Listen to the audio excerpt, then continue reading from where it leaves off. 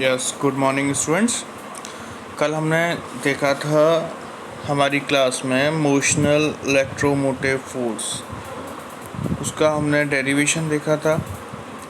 Figure हमने बनवाई थी पी क्यू जिसमें कंडक्टर था, P Q R S rectangular conductor था। पी क्यू को लेफ़्ट हम मूव करा रहे थे विद अ वेलोसिटी वी। ये हमने कल देखा था और इसका डेरिवेशन देखा था जिसमें हमने फोर्स निकलवाई थी।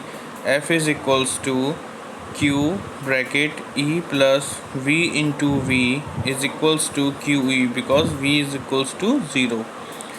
आज हम देखेंगे इसके आगे का पार्ट, एनर्जी कंसिडरेशन। क्या देखेंगे आज हम? Energy consideration. आई होप कि कल वाले पार्ट में किसी को भी कोई प्रॉब्लम नहीं होगी। आज हम उसके आगे का पार्ट देखेंगे which is very important from exam point of view. Today we see about energy consideration. Okay, let start. We discussed qualitatively that Lenz's law is consistent with the law of conservation of energy। अगर हम Lenz law की बात करें तो Lenz law जो है वो consistent है किसके साथ? Law of conservation of energy. मैं एक बार रिकॉल करा देता हूँ। Law of conservation of energy क्या होता है? Energy can neither be created nor it can be destroyed. It can transfer from one form of energy to another form of energy। Students clear हुआ? Conservation of energy, law of conservation of energy. So इसके लिए Lenz law हमारा क्या होता है? Consistent होता है। Now we shall explore the aspects further with a concrete example. Okay, let R be the resistance of movable arm PQ। जो PQ हमारा movable arm था, R हमने कंसिडर किया R is the resistance of this arm PQ of the rectangular conductor shown in figure 6.10। जैसा कि आपको show हो रहा है फिगर में 6.10 में। We assume that the remaining arm QR, जो बाद बाकी आर्म है QR है, आर एस है and S P. QR, RS and SP, clear? Have negligible resistance compare to R। अगर R की तुलना करी जाए तो इनकी जो रेजिस्टेंस है वो बहुत नेग्लिजिबल है, नामात्र के बराबर है। बट R जो रेजिस्टेंस है वो किसका है? PQ। कंडक्टर PQ का रेजिस्टेंस है R। इसके कंपैरिजन में QR, RS और SP के रेजिस्टेंस बहुत नेग्लिजिबल हैं। List of the overall resistance of the rectangular loop is R। अब हम ओवरऑल रेजिस्टेंस की बात करेंगे रेक्टेंगुलर लूप की, तो the overall resistance of a rectangular loop is R and this does not change as PQ is moved. PQ को हम left move कराएंगे बट ये रेजिस्टेंस चेंज नहीं होगा। PQ लेफ़्ट मूव करेगा, PQ के मूवमेंट में ये रेजिस्टेंस चेंज नहीं होगा। This resistance does not change as PQ is moved. So the current I in the loop is,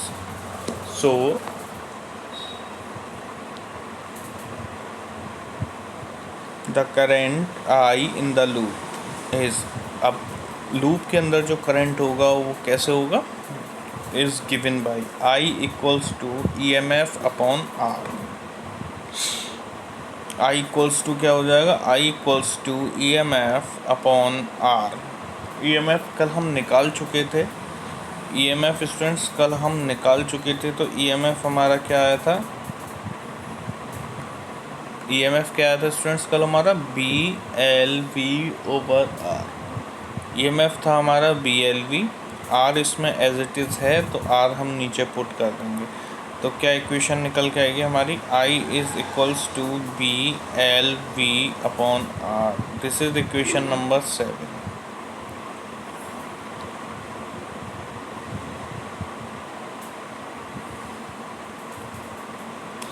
Clear?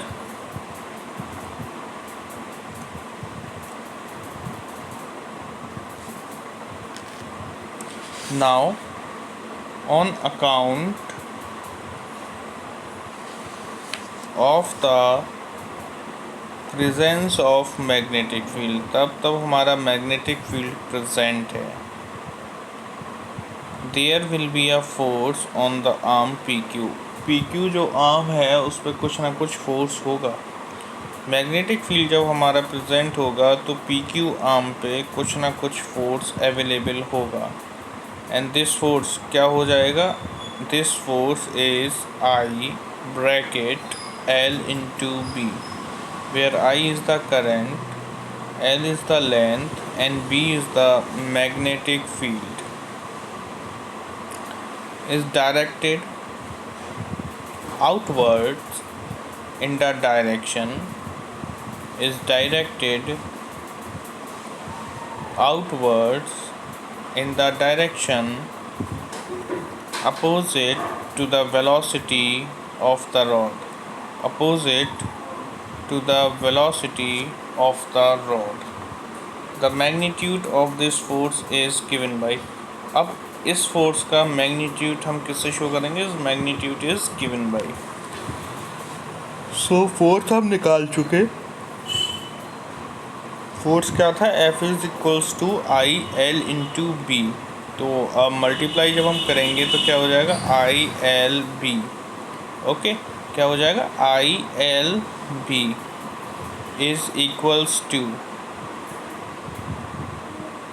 I की value, put the value of I from equation 6.7 in this equation. So put the value of I. तो B L B over R आपने यहाँ put कर दी into L into B. So B L V, V square हो गया, L square हो गया, we हो गया अपॉन आर. ठीक है, don't we get confuse students. इसमें हमने कुछ भी नहीं किया है. फोर्स जो हमने निकाली थी, फोर्स हमारी निकल के आई थी आई एल बी, और इक्वेशन नंबर 6.7 से I की वैल्यू उठा के हमने यहाँ I की जगह पुट कर दी है. और I की वैल्यू जब हमने यहाँ पुट कर दी तो एल बी हमारे पास ऑलरेडी अवेलेबल था. तो क्या हो जाएगा? B L V over R, this is the value of I into L V. So it will come V square L square V upon R.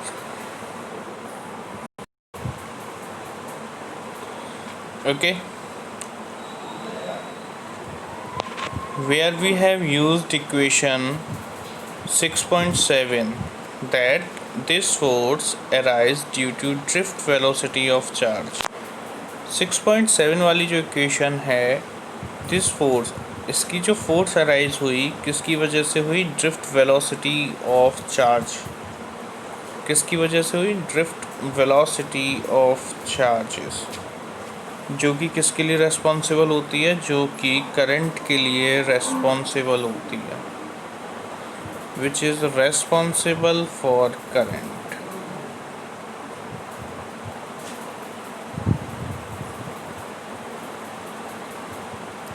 along the rod and the consequent Lorentz force acting on them.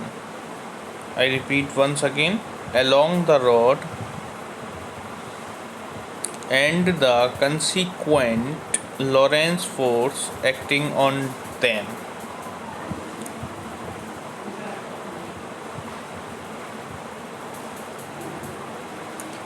Alternatively,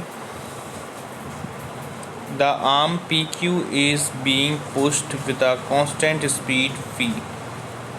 हमने arm PQ को push किया with constant speed V से. हमने arm PQ को pushed किया with a constant speed V. The power required to do this. अब इसको करने में जो भी पावर हमें चाहिए, which is given by P is equals to F V. मैं एक बार और रिपीट कर देता हूँ। आर्म पी क्यू को हमने पुश्ड किया with a constant speed V speed के साथ हमने आर्म पी क्यू को क्या किया, पुश्ड किया। अब पुश करने में जो हमें पावर रिक्वायर्ड है विच इज़ गिवन बाय, अब आर्म पी क्यू को पुश्ड करने में जो भी पावर रिक्वायर्ड हुई, it is given by P is equals to F V. क्या होगी students? P is equals to F we.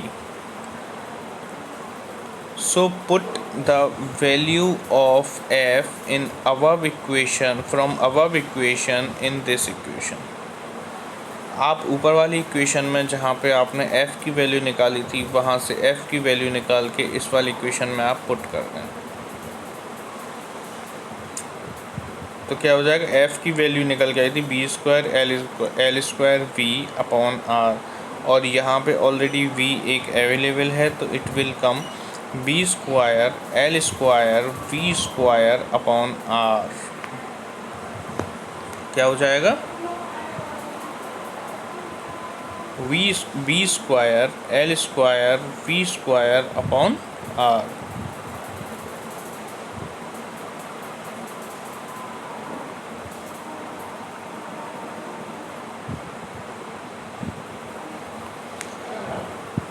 This is equation 6.8. Next, the agent that does this work is mechanical. The agent that does this work is mechanical. Where does this mechanical energy go? Okay, clear? Where does this mechanical energy go? It is dissipated as joule heat and is given by। कहाँ पर ये mechanical energy गई, and it is dissipated as joule heat, it is dissipated as joule heat and is given by। तो P suffix में J it means joule is equals to I square R is equals to I square R। Put the value of I from equation number 6.7। so क्या हो जाएगा, B I की value क्या थी, B L V upon R, क्योंकि I का whole square है तो इसका भी क्या हो जाएगा, होल स्क्वायर हो जाएगा, और into R as it is आ जाएगा। अब हम होल स्क्वायर को खोल लेंगे तो क्या हो जाएगा, B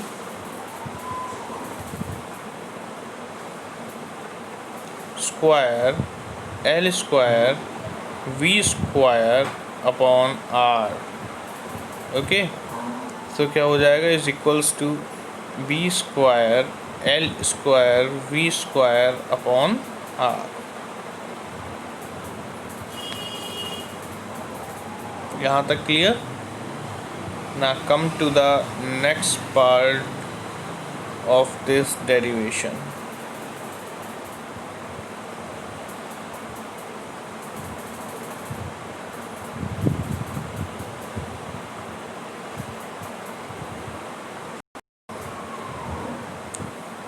Now come to the next part of this derivation। Mechanical energy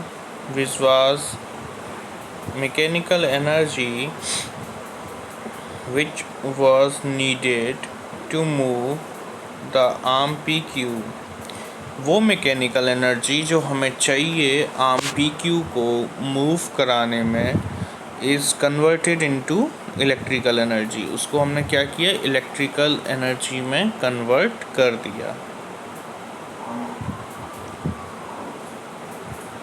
is converted into electrical energy, and then electrical energy में कन्वर्ट क्यों किया, क्योंकि हमको इंड्यूस्ड कराना है EMF,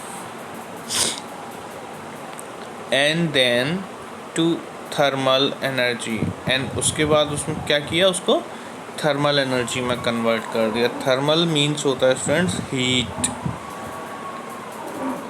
there is an interesting relationship between charge flow through the circuit and the change in magnetic flux. Charge flow through the circuit and the change in magnetic flux. So from Faraday law, the magnitude of the induced EMF is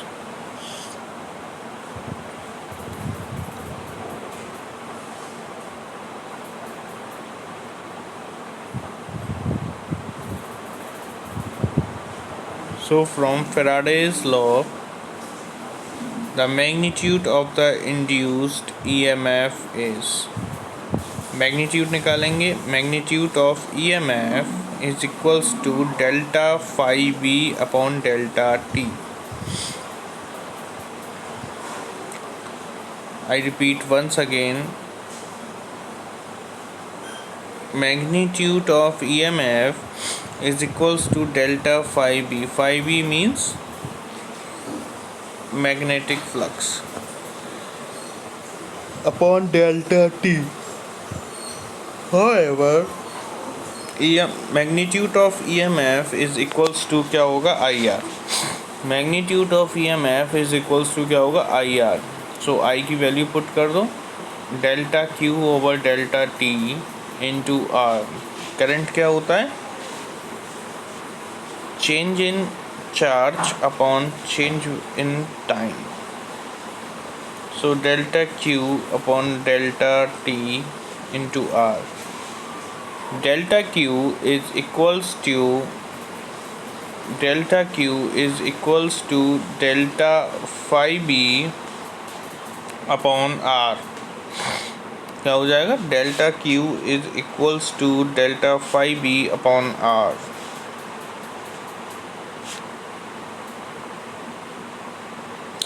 This is all about energy consideration.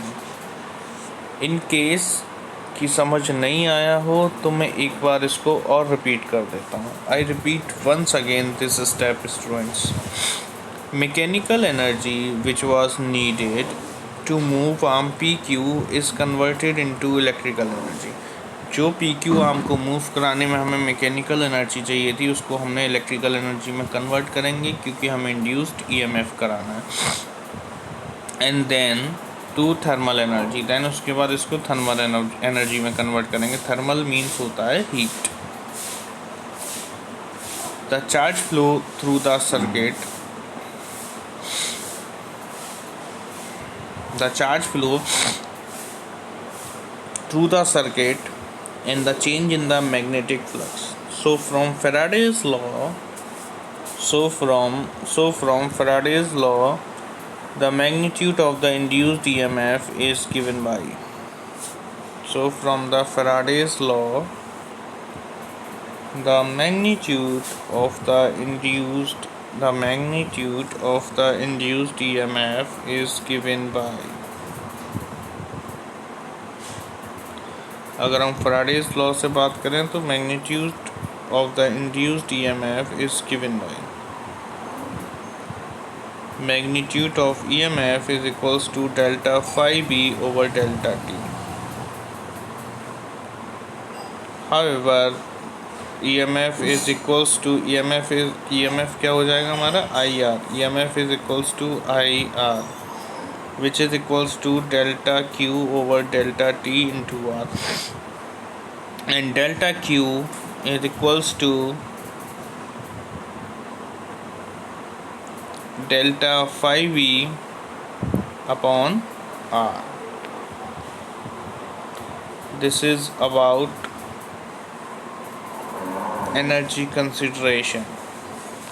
So on from tomorrow we will start Lenz's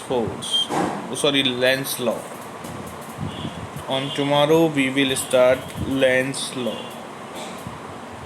Okay students, in case of any problem to understand this derivation, please WhatsApp me or call me. Okay. Thank you so much. Okay, students.